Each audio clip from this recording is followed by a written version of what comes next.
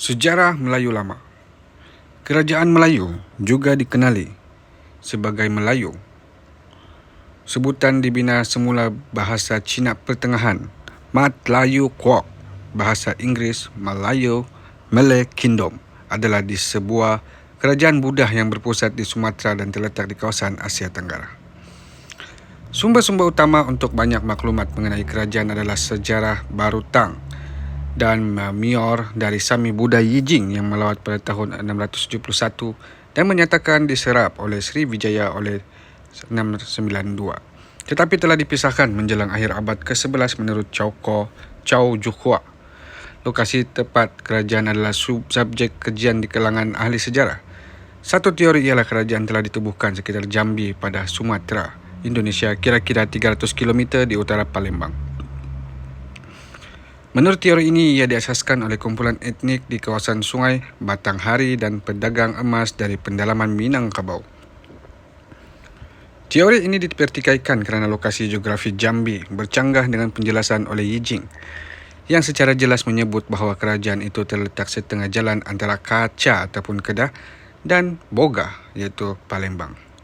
Etmologi, ada beberapa teori mengenai asal-usul perkataan Melayu.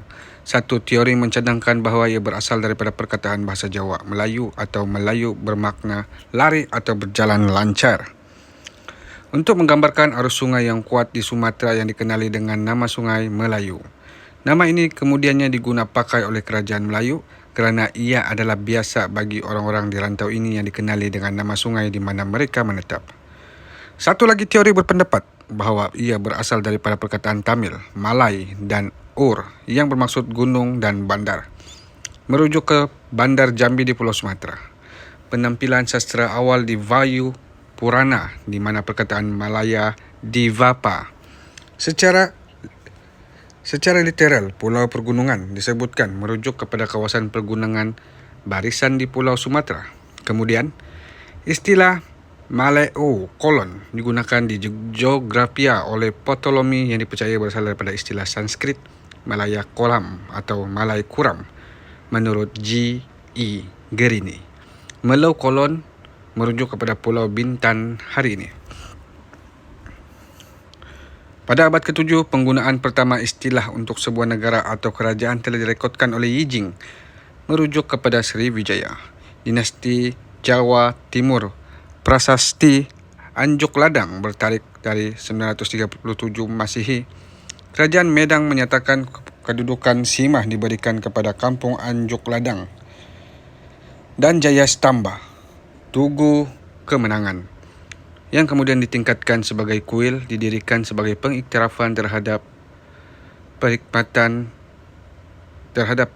mereka untuk menangkis kuasa-kuasa penyerang dari Melayu.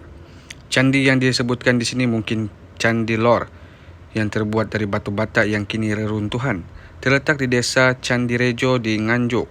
Sebutan mengenai pasukan Melayu merujuk kepada nama lama kerajaan Melayu Sumatera, yang mungkin merujuk kepada Sriwijaya sebagai gantinya. Ini bermakna pada abad ke-10, orang Jawa mengenal pasti musuh mereka yang berasal dari Sumatera sebagai Melayu. Sebuah prasasti di dinding selatan kuil Brihadiswarar abad ke-11 juga merujuk kepada Malayur, sebuah kerajaan yang mempunyai gunung yang kuat untuk bentengnya. Dalam penaklukan Kola di semenanjung tanah Melayu jatuh kepada penceroboh Kola semasa kempen Rajendra Kola. Dalam dinasti Yuan 1271 sehingga 1368 dan dinasti Ming 1368 sehingga 1644. Perkataan Malayu sering disebut dalam teks-teks sejarah Cina dengan perubahan ejaan sebab jangka masa antara dinasti untuk merujuk kepada sebuah negara di selatan. Antara istilah yang digunakan ialah Bok Layu, Mok Layu, Maliyu dikesan dari sumber penulis Sami Xuanzang dan Wu Layu. Dalam kronik dinasti Yuan, perkataan Malayu disebut dalam menggambarkan pengembangan selatan Sok Kotai terhadap Empayar Melayu di Sriwijaya. Permusuhan berlaku antara Siam dan Malayu dengan kedua-dua membunuh antara satu sama lain. Sebagai tindak balas kepada langkah Sukhothai, seorang duta Cina tiba di Mahkamah Ram Kham Heng pada tahun 1295 yang membawa perintah Empayar. Jaga janji kamu dan jangan melakukan kejahatan kepada Melayu. Negara ini Melayu yang muncul dalam rekod Cina, mungkin negara yang sama disebut oleh pengembara terkenal Marco Polo pada tahun 1254 sehingga 1324 yang hidup dalam tempo yang sama.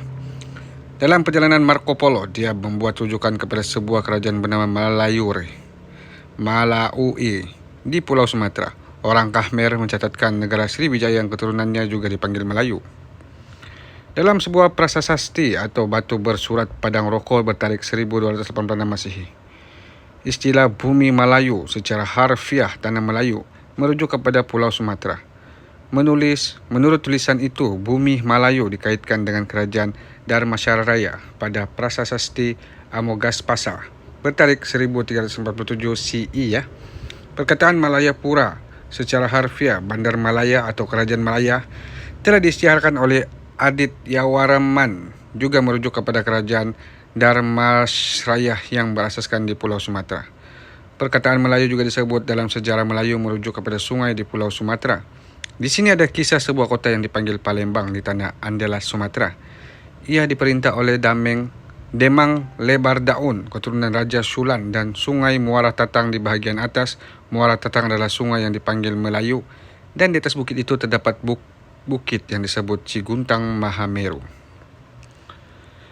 Dari perkataan di atas, istilah Melayu dari Pulau Sumatera inilah asal mula daripada penggunaan istilah Melayu di Asia Tenggara, Indonesia, Malaysia, Brunei, Singapura, sebahagian Thailand dan Filipina.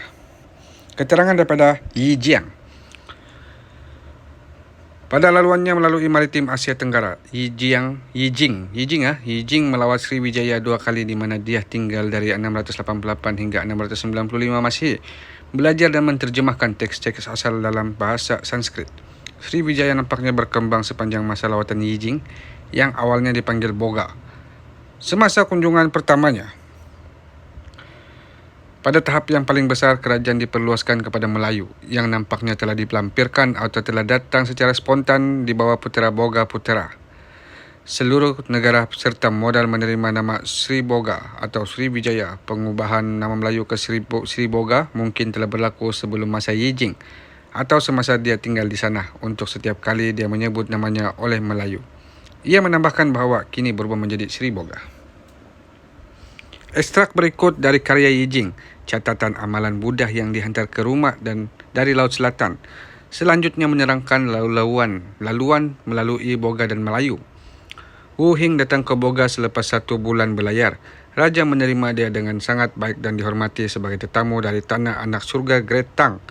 Dia naik kapal raja ke tanah Melayu dan tiba di sana selepas 15 hari berlayar. Oleh itu dia pergi ke Kaca sekali lagi selepas 15 hari.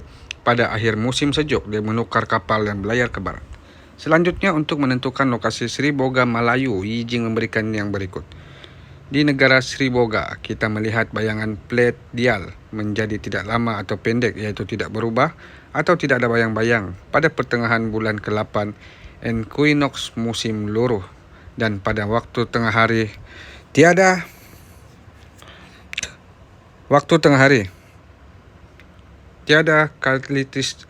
katulistiwa, dan oleh itu seluruh wilayah itu harus menutupi sebelah timur utara Sumatera. Dari selatan pesisir Melaka ke kota Palembang yang memanjangkan sekurang-kurangnya 5 darjah mempunyai garis katulistiwa di sekitar pusat kerajaan. Menurut Yijing, agama Buddha Hinayana kebanyakannya diterima pakai di Sriwijaya, diwakili sebahagian besar oleh sekolah Mula Sarvastivada. Namun terdapat sedikit ahli Mahayana di Melayu. Emas nampaknya telah banyak di dalam kerajaan, di mana orang biasa menawarkan Buddha bunga teratai emas dan menggunakan balang emas. Selain itu, orang-orang kerajaan memakai sejenis kain panjang dan menggunakan minyak wangi. Selanjutnya, Melayu telah mengakses kawasan penghasil emas di pedalaman Sumatera. Ini perlahan-lahan meningkatkan prestis Melayu yang berdagang sebagai barang tempatan termasuk emas dengan orang asing. Okey, mengenai daripada era keemasan, ketika era keemasannya, kerajaan Melayu adalah kerajaan yang terkuat dan terkaya di bahagian barat Kepulauan Melayu. Dan empayarnya meliputi 15 negeri seperti yang diceritakan oleh Chow Jukwa, Pong Fong, Tong Yat Nong, Ling Yasikia, Kelantan, Folaan, Jiloting, Cerating, Senmai, Semawe, Semenanjung, Pata, Sungai Paka, Utara Semenanjung, Tanmaling, Tambralingga, Ligor atau Nakon Si Tamarat, Kialolhi, Krabi, Palinfong, Palembang, Sinto, Sunda, Lanwuli, Lamuri di Aceh, Kinpi, Jambi dan Silan, Kemboja. Pada tahap kehancuran pada tahun 1275, Rintanagara Kerajaan Sing Sasari mengambil keuntungan daripada kemerosotan Sriwijaya dan menghantar ekspedisi ketenteraan untuk menegakkan kawalan Jawa ke atas Melayu. Kedutaan dihantar ke China pada tahun 1299 dan 1301. Mahesa Kebo Lembu Anabarang adalah Jenderal Singhasari yang menaklukkan Sriwijaya dan Melayu pada tahun 1288. Hampir satu abad selepas mengambil alih peranan Palembang sebagai pusat sebuah kerajaan, Jambi dan Sriwijaya mengalami penurunan pengaruh. Ini disebabkan oleh perubahan dasar oleh dinasti Song untuk tidak lagi menerima duta dari ketidakstabilan Sriwijaya dan Jambi untuk menghadapi senario yang berubah. Daripada Jambi yang mengawal perdagangan melalui sistem anak sungai, pedagang dibenarkan untuk berdagang secara langsung. Menurut George Codes, pada awal abad ke-14, Melayu telah menjadi satu-satunya negara Sumatera yang mempunyai kepentingan politik dan ia menjadi perlindungan budaya India yang bertentangan dengan kesultanan di utara yang telah diadopsi oleh atau dalam proses menjadi begitu. Putera, pada tahun 1347, Gajah Mada, pemimpin ketenteraan Majapahit, memasang Aditya Warman sebagai Raja Melayu untuk mencegah kebangkitan Sriwijaya.